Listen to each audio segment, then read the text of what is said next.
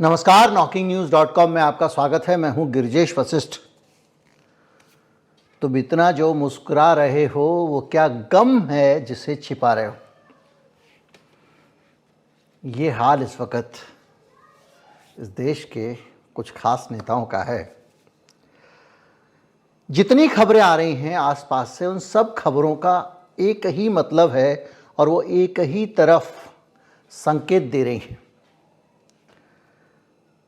अब आप इसे किसी का मास्टर स्ट्रोक कह लें विपक्षी पार्टी का, या फिर परिस्थितियों का बदलते जाना। अरुण गोयल चुनाव आयुक्त अचानक इस्तीफा दे दिया, किसी को खबर भी नहीं थी, और इस्तीफा भी यूं चुटकियों में पास हो गया, अप्रूव हो गया, राष्ट्रपति ने स्वीकार कर लिया। इतना फास्ट, इतना क्विक सेवा, ठीक वैसे ही जैसे उनकी नियुक्ति हुई थी। बड़े ईमानदार अधिकारी थे, पंजाब कैडर के, भारी उद्योग विभाग में सचिव बने। मोदी जी की नज़र पड़ी कि भैया ये आदमी तो बड़ा बढ़िया टास्कर है, जो काम दो आगे बढ़ के साम दाम दंड भेद से फिनिश करके पकड़ा देता है। चुनाव आयुक्त कैसा रहेगा? ठीक है, वीआरएस ले लो। वीआरएस लिया, अगला आदमी अगले ही दिन चुनाव आयुक्त बन गया। कैसे बन गया? अगले ही दिन उसकी स्क्रूटनी हो गई, बैठक हो गई, नियुक्ति हो गई, राष्ट्रपति के पास चला गया, राष्ट्रपति ने भी पास कर दिया, मामला सुप्रीम कोर्ट गया। ये कौन सा क्विक फिक्स तरीका है? सुप्रीम कोर्ट ने भी टिप्पणी की, भैया इतना फास्ट। तो सरकार की तरफ से जवाब आया, अपना यही स्टाइल है, हम जो काम करते हैं फास्ट फास्ट करते हैं। इतना फास्ट करते हो तो रमेश बिधूड़ी ने जो वहाँ पर संसद में बोला था, उसमें अभी तक कुछ हुआ नहीं है टिकट कटने के अलावा। टिकट कटने पे क्या हो रहा है, इस पे भी हम आगे आएंगे। तो बहरहाल वो चले गए। अब हर आदमी टेंशन में, भैया अब चले गए तो क्यों गए, किस लिए गए होंगे? कुछ ना कुछ तो गड़बड़ है, इनका कुछ तो मामला है। क्या वो खुद इस्तीफा दिया या सरकार ने मांग लिया? ऐसी क्या मजबूरी थी?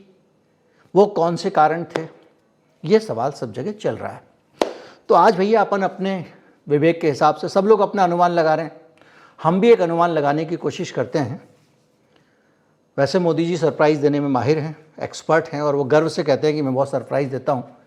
और आज सरकार के दौर में खबरें निकल के मीडिया के पास आ नहीं सकती हैं कि उसकी सज़ा बहुत बड़ी सज़ा है। बहरहाल 85 के बैच के अधिकारी हैं, पुराने अधिकारी थे।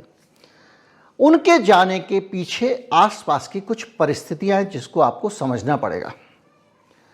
चुनाव आयोग से जुड़े हुए बहुत सारे मामले इस समय ऐसे चल रहे हैं जिनमें सबकी नज़रें एक साथ चुनाव आयोग पे हैं।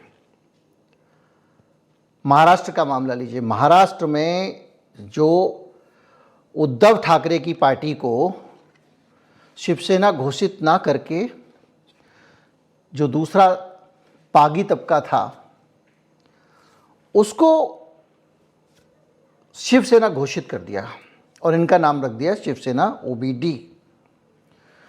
तो ये जो फैसला हुआ था, ये स्पीकर ने फैसला लिया था और चुनाव आयोग ने आनन फानन में इसको असली शिवसेना घोषित कर दिया था। किसको? शिंदे वाली को। उस फैसले पर एक नया डेवलपमेंट हुआ, और इतना बड़ा डेवलपमेंट हुआ जिसको मीडिया तो दिखाने की हिम्मत ही नहीं कर सकता है, जिसमें बीजेपी एकदम नए तनाव में आ गई। तनाव ये हुआ कि सुप्रीम कोर्ट ने ये पूछा कि ये बताइए, ये आपने जो फैसला किया है असली शिवसेना उसको घोषित करने का, ये हमारे ऑर्डर के मुताबिक ही किया है ना? बस इसका मतलब ये है कि सुप्रीम कोर्ट ये समझ रहा है कि ये जो फैसला किया गया है ये उसके पिछले साल जो उसने आदेश दिया था 23 में, उसके अनुरूप नहीं है। उसके अनुरूप नहीं होने का मतलब ये है कि जिसको आपने असली शिवसेना घोषित किया है वो गलत तरीके से किया। तो गलत तरीके से क्यों किया है? क्या सुप्रीम कोर्ट के इतना पूछ? नहीं, सुप्रीम कोर्ट ने यह कहा था कि यह फैसला विधायकों की संख्या के आधार पर नहीं किया जाएगा, लेकिन स्पीकर ने तो उसी आधार पर किया है। तो सुप्रीम कोर्ट ने कहा फाइल लाइए। आपने जो फैसला लिया उसको लेकर जो चिट्ठी पत्री हुई है आपके दफ्तर में, उसका रिकॉर्ड भेजिए सुप्रीम कोर्ट के पास में, हम चेक करेंगे। अब मामला गया फंस। यानी ये भी हो सकता है कि जिसको असली शिवसेना, उसी आधार पर दूसरा फैसला भी है एनसीपी वाला, तो जिसको असली शिवसेना बता बताकर बीजेपी चुनाव की पूरी रणनीति तैयार कर रही है। कल पूरे दिन अमित शाह माथापच्ची में लगे रहे कि अब क्या करें। भारतीय जनता पार्टी की चुनाव समिति की बैठक होनी थी, चुनाव समिति की आज, उस बैठक को टाल दिया गया, 6 बजे होनी थी। आप उस बेचैनी को, उस परेशानी को नहीं समझ रहे हैं। चुनाव समिति की बैठक को टालने का कारण मोदी जी की व्यस्तता बताया गया, जबकि सारे प्रोग्राम पहले से शेड्यूल होते हैं। अगर चुनाव समिति की बैठक थी तो मोदी जी का कार्यक्रम उस समय रखा ही नहीं जाएगा। अचानक तो बैठक रखी नहीं गई है, और ना मोदी जी का कोई कार्यक्रम अचानक रखा गया। ऐसा तो है नहीं कहीं कोई दुर्घटना हो गई हो, किसी का निधन हो गया हो बड़े आदमी का, उसके अंतिम संस्कार में जाना हो, या कोई आपत्ति आ गई हो, विपत्ति आ गई हो, या देश की कोई इमरजेंसी आ गई हो, ऐसा तो है नहीं। तो इसकी वजह जो ये समझी जा रही है वो ये समझी जा रही है कि अब भारतीय जनता पार्टी टेंशन वाले मोड में है। अब टेंशन, अब आपको अरुण गोयल वाला कारण समझ में आएगा। टेंशन वाले मोड में इसलिए है कि जो उसका प्रोग्राम था, प्लान था, उस तरह का ना तो वो नैरेटिव खड़ा कर पाई है इस देश में, ना ऐसा माहौल बना पाई है जिसमें आज आ रही है बीजेपी इस टाइप पे, जैसे पिछले चुनाव में था 19 वाले में।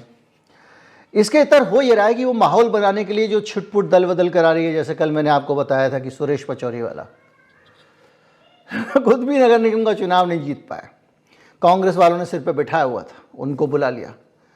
तो इस तरह के काम करके वो अपना एक माहौल बनाने की कोशिश कर रहे हैं और अपनी झेप को मिटाने की कोशिश कर रहे हैं, क्योंकि वो इस बार राम मंदिर के भरोसे थे और राम मंदिर का मसला धीरे धीरे ठंडा पड़ चुका है। तो ऐसे में अब समस्या ये है कि करें तो क्या करें। अब अगर महाराष्ट्र का मामला बिखर जाता है तो भारतीय जनता पार्टी ये सोच रही है, जानकारों का मानना है कि भारतीय जनता पार्टी इस नीति पे काम कर रही है कि महाराष्ट्र का जो विधानसभा का चुनाव दिसंबर में होने वाला है उसको ही प्रीपोन कर दो। चूंकि नया विधानसभा चुनाव हो जाएगा, नई विधानसभा आ जाएगी, तो ये सारे रायते रट्टे परेशानियां, दिक्कतें जो हैं सुप्रीम कोर्ट वाली, एक तरह से निपट जाएंगी। अब प्रक्रिया गलत अपनाई गई, साजिश की गई, वो मामला दूसरा हो जाएगा। बहरहाल एक तो ये रास्ता सोचा जा रहा है, एक ये समस्या है जो बीजेपी के सामने है। इस समस्या से दो चार होने के लिए ज़रूरी है कि चुनाव आयोग जो है वो अपने फैसले में कुछ देरी करे। दूसरी समस्या बीजू पटनायक और जेबी पटनायक की जो पार्टी है, उस पार्टी के साथ में भारतीय जनता पार्टी का स्थायी रूप से समझौता है। और भारत में ये माना जाता है कि कोई पार्टी इधर उधर जो है, मोदी जी का वहाँ पे एक बढ़िया कंफर्ट लेवल है। अश्विनी वैष्णव जो हैं वो वहीं से आते हैं और उनके कारण वहाँ पर एक बढ़िया कोऑर्डिनेशन बना हुआ है। वो उस कैडर के हैं, वहाँ पर उनकी एक अच्छा रसूख है। और वैसे भी अश्विनी वैष्णव का रिकॉर्ड ये है कि वो बड़े अच्छे व्यक्ति हैं और बड़े अच्छे तरीके से उन्होंने चीज़ों के साथ, लोगों के साथ में तालमेल रखा हुआ है। तो अब हुआ ये है कि वहाँ पर तालमेल गड़बड़ा गया है और गठबंधन नहीं हो रहा है। एक तरफ सुरेश पचौरी के आने को आप कह रहे हो सुपड़ा साफ हो गया, दूसरी तरफ आप दो पार्टियां बीजेडी और बीजेपी आमने सामने लड़ेंगी उड़ीसा में। आप सोच लीजिए, इसी साल उड़ीसा में भी विधानसभा चुनाव होने वाले हैं, यानी वहां पर भी घमासान मचने वाला है। विधानसभा में अगर सीटें बढ़ती है तो इसका मतलब यह होता है कि राज्यसभा में इसका इंपैक्ट होगा। परेशानी है नहीं है बताइए आप। 400 पार, 400 पार, कहिए 400 पार। कुछ लोगों को ये भरोसा होगा हाँ 400 पार, लेकिन एक बात सोचिए कि ये जितनी मेहनत हो रही है ये सिर्फ वो परसेप्शन बनाने पे हो रही है। और परसेप्शन बनाने से जो मैंने आपको बताया, जो वोटर ऐसा है फ्लोटिंग वोटर, इसको लगता है अच्छा ये जीत रहा है चलो इसको वोट दे देते हैं, उसके अलावा किस पे क्या असर पड़ रहा है भाई? आपकी हालत ग्राउंड पे देखिए। वो एल्विश यादव जिसको कहा जाता है कि ये हिंदू है, ये है, वो है, उस एल्विश यादव जो एक अलविश यादव एक वो है, लड़का है, और वो इंस्टाग्राम पे और यूट्यूब पे कुछ उस तरह के वीडियो बनाता है, और उसको OTT वाला जो बिग बॉस था उसका विजेता है। वो शरेआम धमकियों वाले फला तमाम टाइप के वीडियो डालता है, और उस लड़के ने अभी हाल में उसके खिलाफ एक मुकदमा हुआ था जिसमें रेव पार्टी के अंदर सांप का जहर सप्लाई करने के आरोप उसके ऊपर लगे थे। उसने उन आरोपों का खंडन किया था। हरियाणा के मुख्यमंत्री खट्टर साहब उसके साथ बड़े फोटो वोटो खिंचा रहे थे, और वो आइकन था एकदम बीजेपी का। उस लड़के के साथ में ये हुआ कि जो रिपोर्ट भेजी गई थी, केमिकल रिपोर्ट, उसमें साबित हो गया है कि सांपों का जहर था जो वहां पर बरामद किया गया। मामला और कस गया है। लेकिन गुड़गांव का मामला है, खट्टर की सरकार है, उसको ठंडे बस्ते में डाल दिया गया। हाँ, होगी गिरफ्तारी, हो सकती है, यही छप रहा है मीडिया में। इस बीच ने उसने एक और कोई एक्स्टर वेक्स्टर करके एक है यूट्यूबर, उसी की तरह का है। उस लड़के को चुनौती देकर मॉल में गया, उस दुबले पतले लड़के को उसने पीट दिया। इसके साथ 4-5 लोग भी गए थे कि अगर सामने वाला हावी होगा तो मिलके पीट लेंगे। अब वीडियो आ गया, उसके जवाब में एक रजत नाम का एक और है वहां पर यूट्यूबर, वो भी इसी तरह का है। वो बॉडी बनाता, अपनी बॉडी फ्लैक्स करता, पावर दिखाता है। उसने इसको चुनौती दे दी, अलविश यादव को। लेकिन बहरहाल इस पूरे चीज के बीच में जो आदमी आपकी पार्टी का आइकॉन, यूथ आइकॉन आप बना के आगे कर रहे हैं, उसकी इमेज तो एक रफियन वाली हो रही है, जो कहीं मारपीट कर दूंगा, पीट रहा है, वीडियो आ रहे हैं उसके मारपीट करते हुए, जिसके पास सांप के जहर का कारोबार करने का आरोप लग रहा है, और वो सैंपल में जहर साबित हो गया है। और उसी हरियाणा में होता क्या है, हिसार का सांसद ब्रिजेंद्र सिंह, और वो जाके खड़गे साहब की मौजूदगी में कांग्रेस पार्टी ज्वाइन कर रहा है, बीजेपी का। हिसार का सांसद ज्वाइन करने का मतलब जानते हैं, बीजेपी की 10 में से 10 लोकसभा सीटें हैं हरियाणा में, और वहां से एक आदमी जो इस बार चुनाव जीता है वो पार्टी छोड़ के जा रहा है। इस पे सुपड़ा साफ नहीं बोलेंगे लोग, हालांकि सुपड़ा साफ नहीं है, फिर भी ये बड़ी क्षति है सुरेश पचौरी के मुकाबले, क्योंकि सुरेश पचौरी कोई सीट नहीं निकाल सकते। ये आदमी अपना सांसद का चुनाव जीत चुका है। दिल्ली में रमेश विधूड़ी, वो एक कटुए भड़वे बोलने वाला संसद में, उस रमेश विधूड़ी के टिकट को काटने के बाद ट्विटर पे ट्रेंड कराया जा रहा है कि विधूड़ी के साथ गलत हुआ है और विधूड़ी को टिकट मिलना चाहिए। और जिस रामवीर सिंह विधूड़ी को टिकट दिया, उसके पुराने वीडियो लोग निकाल के ले आए हैं कि ये मेरा कमिटमेंट है कि मैं कभी बीजेपी से चुनाव नहीं लड़ूंगा, ना मेरी बीजेपी फैमिली का कोई मेंबर लड़ेगा। चल रहा है, सामने नहीं आ पा रहा है रमेश विधूड़ी, लेकिन रमेश विधूड़ी ने अपनी पूरी फौज को छोड़ दिया है। बहरहाल एक आदमी, सिटिंग MP, जिसका आपने टिकट काटा, वो बगावत पे उतारू हो गया है, खुली बगावत, यानी बगावत का आगाज भी इसको आप कह सकते हैं। बहुत सारी बगावतें अंदर ही अंदर सुलग रही हैं।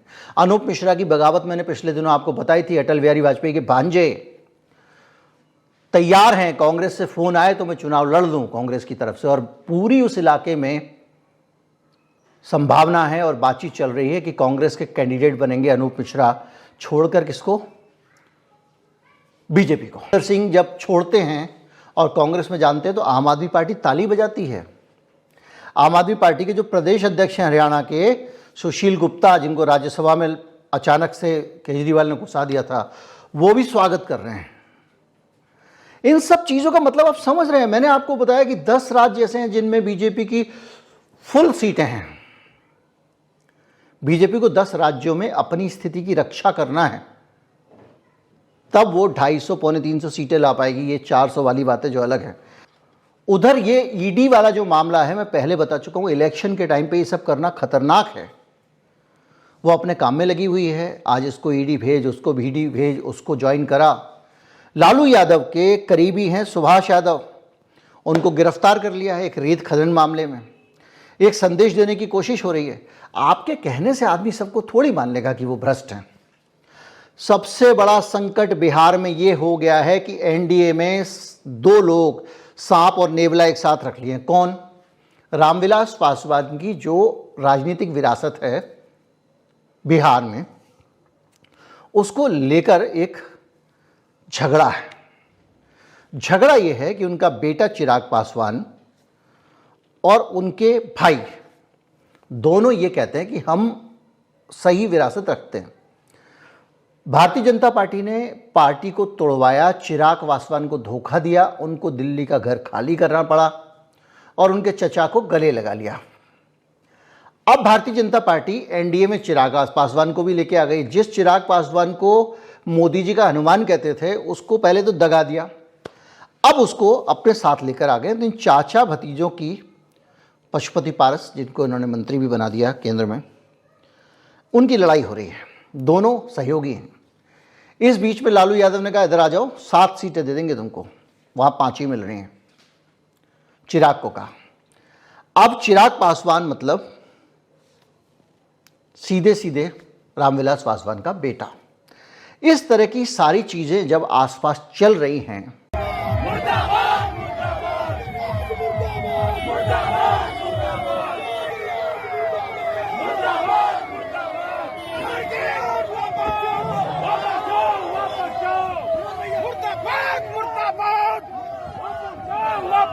आगे बढ़िए।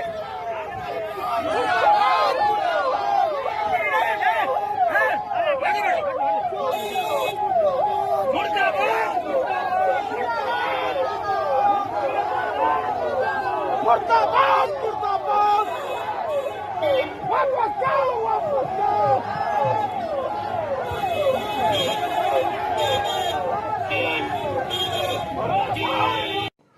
इस वातावरण के बीच में भारतीय जनता पार्टी क्या चाहेगी? आप बताइए, आप भारतीय जनता पार्टी में तो क्या चाहेंगे? अब आते हैं मुद्दे की बात पे, सीधे अरुण गोयल पे पहुंच जाएंगे आप चाहेंगे चुनाव कुछ समय के लिए टल जाए। टलेगा कैसे? टलेगा ऐसे कि जिस चुनाव आयोग को कराना है वही डिस्टर्ब हो जाए। अब चुनाव आयोग पे आरोप तो बहुत हैं। अभी तो इलेक्टोरल बॉन्ड पे भी फाइलें खुलनी बाकी हैं। आपको याद होगा एक चुनाव आयोग के इलेक्टोरल बॉन्ड पे मैंने आपको वीडियो बना के कुछ दिन पहले बताया था कि किस तरह से स्टेट बैंक ऑफ इंडिया में एक इलेक्टोरल बॉन्ड एक्सपायर होने के बाद भी भुनाया गया। स्टेट बैंक ऑफ इंडिया की वो जानकारी वित्त मंत्रालय के पास गई। सेम डे चिट्ठी आती है, स्टेट बैंक ऑफ इंडिया के चेयरमैन के पास जाती है, चेयरमैन वित्त मंत्रालय को भेजता है, वित्त मंत्रालय से वापस चिट्ठी आती है और कहा जाता है हां, इनका बॉन्ड 10 करोड़ का जो एक्सपायर हो गया था उसको अब पास कर दो आप। 15 दिन के अंदर भुनाना पड़ता है वरना एक्सपायर हो जाता है। और उसी दौरान बहुत सारे बॉन्ड एक्सपायर हुए। ये आरटीआई से जानकारी आई थी। इसमें भी चुनाव आयोग है। चुनाव आयोग अभी इलेक्टोरल बॉन्ड पे और फैसला आने वाला है। अभी तो चुनाव आयोग को जानकारी दी जानी है, ये कहा चुनाव आयोग, सुप्रीम कोर्ट ने। फिर वो चुनाव आयोग उस जानकारी को पब्लिक भी तो करेगा। तो ये सारी चीजें मिला के एक तरह से चुनाव आयोग के ऊपर प्रेशर है। और इन सारे हालात में जब चुनाव टालना हो तो चुनाव आयोग के जरिए टलेगा। अब एक साहब तो हो गए रिटायर, दूसरे वाले जिनको अगले साल करीब 14 महीने बाद मुख्य चुनाव आयुक्त बनना था, वही व्यक्ति जो चमत्कारी तरीके से एक ही दिन में अचानक वीआरएस लेते केंद्र सरकार की सेवाओं से, उसके बाद केंद्र सरकार की कमेटी उनका नाम भी पास कर देती है, पास करने के बाद राष्ट्रपति के पास जाता है और राष्ट्रपति से भी पास होकर उसी दिन आ जाता है। उस दशा में और वो व्यक्ति अचानक इस्तीफा दे देता है। यानी अब कौन बच गया? एक ही आदमी केंद्रीय चुनाव आयोग हो गया। 3 चुनाव आयुक्त होते हैं, बहुमत के आधार पर फैसला होता है। तो तकनीकी तौर पे अगर देखा जाए तो ये संविधान की भावना के विपरीत हो गया। आप कल्पना कीजिए कि लोकसभा के सभी सांसदों का, हाइपोथेटिकल सिचुएशन है, इसमें बहुत टेक्निकलिटीज हो सकती हैं, इस्तीफा दिलवा दें। मोदी जी कहें कि अब मैं ही अकेला सांसद हूं और मैं ही पास कर दूंगा सारे बिल बहुमत से क्योंकि मैं अकेला हूं, तो आप उसको लोकतांत्रिक तौर पे मान्य करेंगे? चाहे मामला 500 से ज़्यादा लोगों की, 543 लोगों की लोकसभा का हो या 3 लोगों के चुनाव आयोग का। जो फैसला सामूहिक रूप से होना है वो एक व्यक्ति कैसे ले सकता है? जाहिर बात है अब 2 चुनाव आयुक्त और रखने होंगे। 2 चुनाव आयुक्त और कौन रखेगा? 2 चुनाव आयुक्त खुद केंद्र सरकार रखेगी। क्यों? क्योंकि सुप्रीम कोर्ट ने एक आदेश दिया था कि अब चुनाव आयुक्त का फैसला 3 लोग करेंगे, उसमें एक सत्ता, एक विपक्ष और एक सुप्रीम कोर्ट का चीफ जस्टिस। तीनों लोग बैठेंगे और फैसला करेंगे ताकि कोई गड़बड़ ना हो। सीबीआई चीफ का भी ऐसे होता है, लेकिन उसके बावजूद विपक्ष के नेता का डिसेंट और चीफ जस्टिस के गैरहाजिर रहने के बाद सरकार ने अपने तरीके से उसको तय कर लिया था। ये भी रिकॉर्ड पे, ये व्यवस्था भी कोई फुल प्रूफ नहीं है। लेकिन चीफ जस्टिस इसमें हिस्सा नहीं ले सकते, इसको लेकर सरकार ने एक अध्यादेश लाके बदल दिया इसको। अब चीफ जस्टिस बाहर हो गए, और कौन? एक मोदी जी, एक उनका कोई मंत्री, स्मृति ईरानी भी हो सकती हैं, या कोई और जो लिखता हो कि मोदी का परिवार, मोदी उनके परिवार का एक सदस्य और एक विपक्ष का नेता अधीर रंजन। तो 2 के मुकाबले 1 से चुनाव आयोग का फैसला करना है। अब 2 नए चुनाव आयुक्त मोदी जी और उनके परिवार का एक सदस्य बहुमत से मिलकर चुन देंगे, विपक्षी नेता रह जाएंगे। लेकिन कहानी इतनी नहीं है। कहानी इतनी है, ये कब चुनना है ये वो तय करेंगे। यानी इसमें 10-15 दिन का समय भी ले सकते हैं, 20 दिन का समय भी ले सकते हैं। तो जो एक खबर निकल के आई थी, चुनाव अगले महीने होने वाले, जिनका खंडन करने के लिए प्रेस कॉन्फ्रेंस बुलाई गई थी, उस तारीख को तो पार किया जा सकता है ना भाई। चुनाव की तारीखें लीक हो गई, अगले महीने आप चुनाव कराने वाले थे अप्रैल में, फिर अचानक लगा कि अभी तो माहौल बना नहीं है, तो चुनाव आयोग ने सफाई दी, नहीं, अभी नहीं होगा। और जिस आयोग में ये सब चल रहा हो, उसके अंदर से जो अरुण गोयल जी गए थे अंदर या बाहर आ गए हैं, उसको आप समझ सकते हैं। इसमें कोई नाराज़गी के कारण इस्तीफा दे दिया हो, असहमति के कारण दे दिया हो, ऐसा कुछ नहीं है। उन्होंने कहा निजी कारणों से, कोई गंभीर बीमारी है, कुछ ऐसा नहीं पता है। उनके साथ कोई विशेष निजी परिस्थिति विकसित हो गई, ऐसा भी नहीं है। सक्रिय रहे हैं। और रहा सवाल उनके नौकरी धंधे का, तो उनको कहीं भी एकोमोडेट कर लिया जाएगा। जस्टिस गांगुली को टिकट मिल सकता है, जस्टिस गोगोई को राज्यसभा मिल सकती है, उनको भी कहीं ना कहीं किसी बोर्ड का चेयरमैन, कोच वगैरह वगैरह बना देंगे, अगर ऐसा ही फैसला है, ऐसा ही तय किया गया है, यही खेल है। तो बहरहाल इन सारी चीज़ों से एक चीज़ तो पक्की लग रही है, बीजेपी की परिस्थितियां अभी विपरीत हैं। चुनाव के लिए उतना फेवरेबल माहौल नहीं है इस समय। चुनाव को लेकर माहौल बना नहीं है। जो माहौल बनाया गया था राम मंदिर वाला, वो ढल गया है। तो भारतीय जनता पार्टी को लगता है कि अब चुनाव को कुछ समय के लिए टाल दिया जाए। इसका एक हथियार और हो सकता है, वो एक देश एक चुनाव वाली स्थिति हो सकती है कि एक देश एक चुनाव का कुछ करके, या फिर कई राज्यों का चुनाव इसके साथ कराने की बात करके कुछ समय और ले लिया जाए। मुझे यही लगता है। गलत हो सकता है, अनुमान किसी के भी गलत हो सकते हैं, लेकिन जो परिस्थितियां दिख रही हैं उसमें यही है कि बहुत तरह तरह से चुनाव आयोग भी जकड़ा हुआ था। बहुत आउट ऑफ द बॉक्स जाके वो सरकार के लिए काम नहीं कर सकता था। जैसे आरोप लग रहे हैं कि वो सरकार का ही सगा बना बैठा हुआ है, केंचुआ, ये वो तमाम कहा जा रहा है। चुनाव आयोग के ऊपर बहुत सारे प्रेशर थे, उस प्रेशर के बीच में वो प्रो गवर्नमेंट को डिसीजन ले पाए, इतना आसान नहीं था।